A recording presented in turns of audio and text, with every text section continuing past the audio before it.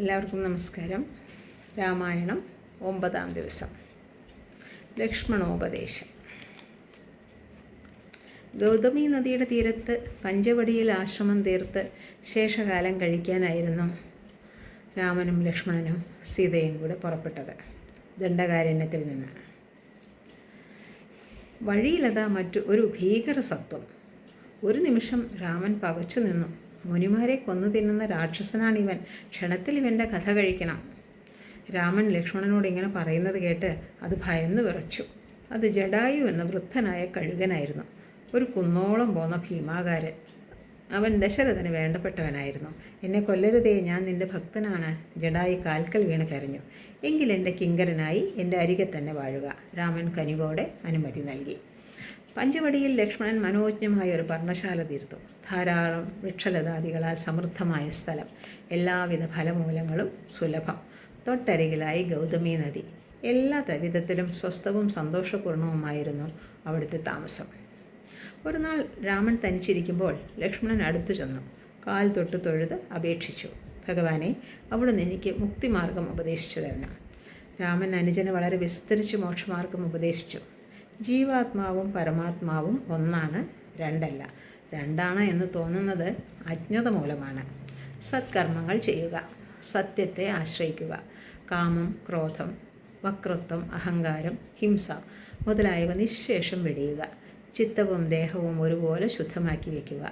ജനനം, വാർദ്ധക്യം, മരണം തുടങ്ങിയ ചിന്തകളാൽ മനസ്സിനെ മലിനമാക്കരുത്. സത്സംഗങ്ങളിലൂടെയും വ്രതാനുഷ്ഠാനങ്ങളിലൂടെയും ഭക്തി വളർത്തിക്കൊണ്ടുവരിക. അതുതന്നെയാണ് മുക്തിയുടെ മാർഗം. തീരെ ഓർക്കാപ്പുറത്താണ് ജനസ്ഥാനവാസിനിയായ ശൂർപ്പണഖ അവരുടെ അടുത്തെത്തിയത്. കാഴ്ചയിൽ അതിസുന്ദരി, മനോഹരമായ വേഷവിധാനം, വശ്യമായ പുഞ്ചിരി അവൾ സ്വയം പരിചയപ്പെടുത്തി. രാവണൻ്റെ സഹോദരിയാണ്. ശൂർപ്പണഖ എന്നാണ് പേര്. ജനസ്ഥാനത്താണ് താമസം. സഹോദരന്മാരായ ഖരനും ദൂഷണനും തൃശിരസ്സും കൂടെയുണ്ട്. രാമനും താൻ ആരാണെന്ന് വെളിപ്പെടുത്തി. എന്നെക്കൊണ്ട് നിനക്കെന്താണ് സാധിക്കാനുള്ളത്? രാമൻ അന്വേഷിച്ചു. എന്നെ നീ പരിഗ്രഹിച്ചിടണം മടിയാതെ. ഒരു സങ്കോചവും കൂടാതെ ശൂർപ്പണഖ തൻ്റെ ആഗ്രഹം പ്രകടിപ്പിച്ചു. എന്നെ നിൻ്റെ ഭാര്യയായി സ്വീകരിക്കുക. തൻ്റെ ഭാര്യ തന്നോടൊപ്പമുണ്ടെന്ന് പറഞ്ഞ് രാമൻ ലക്ഷ്മണനെ ചൂണ്ടിക്കാട്ടി. എൻ്റെ സഹോദരനാണ്, അവനെ നിൻ്റെ ആവശ്യം അറിയിക്കുക. ഞാനല്ല, രാമനാണ് നിനക്ക് സർവ്വതാ യോഗ്യൻ. ലക്ഷ്മണൻ ഒഴിഞ്ഞു മാറി. അങ്ങനെ പലതവണ അവൾ രാമലക്ഷ്മണന്മാർക്കിടയിൽ വിവാഹ അഭ്യർത്ഥനയുമായി ഓടി നടന്നു. ഒടുവിൽ കാമവും നിരാശയും ഒതുക്കാനാവാതെ അവൾ സ്വന്തം രൂപം കൈക്കൊണ്ടു. കരിമല പോലെയുള്ള ശരീരവും ഘോരദംഷ്ട്രങ്ങളുമായി അവൾ വായും പിളർന്ന് സീതയുടെ നേരെ ചെന്നു. ലക്ഷ്മണൻ വാളെടുത്ത് കുതിച്ചു ചാടി ക്ഷണത്തിൽ ശൂർപ്പണഖയുടെ മൂക്കും മുലയും അരിഞ്ഞു വീഴ്ത്തി. അലറി വിളിച്ച് ചോരയൊലിപ്പിച്ച് ഘോരരൂപിണിയായ ആ രാക്ഷസി ഓടിയകന്നു. രാവണൻ തൻ്റെ വരവുണ്ടിനിയപ്പോൾ രാമൻ ലക്ഷ്മണന് മുന്നറിയിപ്പ് നൽകി. സഹോദരനായ ഖരൻ്റെ മുന്നിൽ ചെന്ന് ശൂർപ്പണഖ സങ്കടം പറഞ്ഞു. ദശരഥപുത്രന്മാരായ 2 മർത്യന്മാരാണ് ഈ ദ്രോഹം ചെയ്തത്. രാമലക്ഷ്മണന്മാരെ വകവരുത്താനായി തനിക്ക് വിശ്വാസമുള്ള 14 രാക്ഷസന്മാരെ ഖരൻ നിയോഗിച്ചു. ശത്രുക്കളെ കാട്ടിക്കൊടുക്കാനായി ശൂർപ്പണഖയും കൂടെ പോയി. രാമൻ ആ 14 പേരെയും നിമിഷങ്ങൾക്കകം കൊന്നൊടുക്കി. അതറിഞ്ഞ് ഖരൻ തന്നെ പുറപ്പെട്ടു. ഒപ്പം ദൂഷണനും തൃശിരസ്സും 14,000-ഓളം വരുന്ന രാക്ഷസപ്പടയും. രാക്ഷസപ്പടയുടെ ഭയാനക കോലാഹലം കേട്ടതും രാമൻ ലക്ഷ്മണനോട് പറഞ്ഞു, സീതയെ ഗുഹയ്ക്കകത്തിരുത്തി ഭയം കൂടാതെ രക്ഷിച്ചുകൊള്ളുക. ഇവരെ നേരിടാൻ ഞാൻ ഒരാൾ മതി. രാക്ഷസന്മാരും രാമനും തമ്മിൽ അതിഘോരമായ പോര് നടന്നു. അവസാനം ഖരനും ദൂഷണനും തൃശിരസ്സും അവരുടെ രാക്ഷസപ്പടയും രാമബാണമേറ്റ് പടക്കളത്തിൽ ചത്തു വീണു. 3.25 നാഴിക സമയം കൊണ്ടാണ് രാമൻ അത് സാധിച്ചത്. മരിച്ച 14,000 രാക്ഷസന്മാരും ദിവ്യരൂപം ധരിച്ചു. രാമനെ പ്രദക്ഷിണം വെച്ച് നമസ്കരിച്ചു. അവിടുന്ന് അവർക്ക് ജ്ഞാനോപദേശം നൽകി. സീതയെയും കൂട്ടി സൗമിത്രി ഗുഹയിൽ നിന്നും പുറത്തു വന്നു. ശ്രീരാമനെ വന്ദിച്ചു. സീതയുടെ തലോടലേറ്റ് രാമൻ്റെ ശരീരത്തിലെ മുറിപ്പാടുകൾ മാഞ്ഞുപോയി.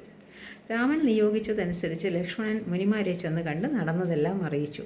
മുനിജനങ്ങൾക്ക് വളരെ സന്തോഷമായി. രാക്ഷസന്മാരുടെ പീഡയിൽ നിന്ന് തങ്ങൾക്ക് മോചനം കിട്ടിയല്ലോ. അവർ ഒരു മോതിരവും ചൂടാരത്നവും കവചവും ലക്ഷ്മണൻ്റെ കയ്യിൽ കൊടുത്തു. രാമൻ മോതിരം സ്വന്തം വിരലിൽ അണിഞ്ഞു. ചൂടാരത്നം സീതയ്ക്ക് നൽകി. കവചം അനിയനെയും അണിയിച്ചു. ശൂർപ്പണഖ പിന്നെ നേരെ പോയത് രാവണൻ്റെ അടുത്തേക്കാണ്. ദേഹമാസകലം ചോരയിൽ കുളിച്ച് മുറവിളിയോട് ഓടിവരുന്ന സഹോദരിയെ കണ്ട് രാവണൻ പരിഭ്രമിച്ചു. ദണ്ഡകാരണ്യത്തിൽ നടന്ന സംഭവങ്ങൾ ഒന്നൊഴിയാതെ അവൾ വിവരിച്ചു.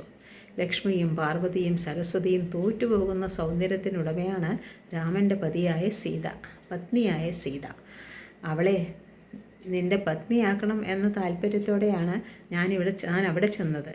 അതിന് കിട്ടിയ ശിക്ഷയാണിത്.